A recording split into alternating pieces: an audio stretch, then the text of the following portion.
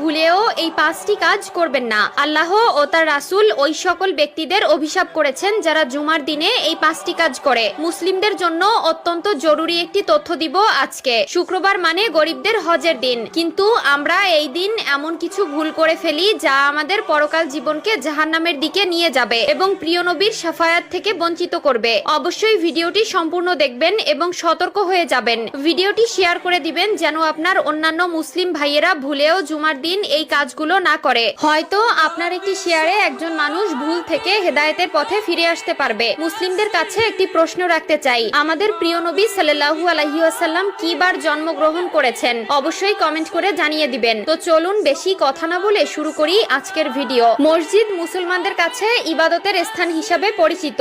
এরপরও আমরা মসজিদে এমন কিছু কাজ করে থাকি যা মসজিদের পবিত্রতা নষ্ট করে। তাই মসজিদের পবিত্রতা রক্ষার জন্য কোরআন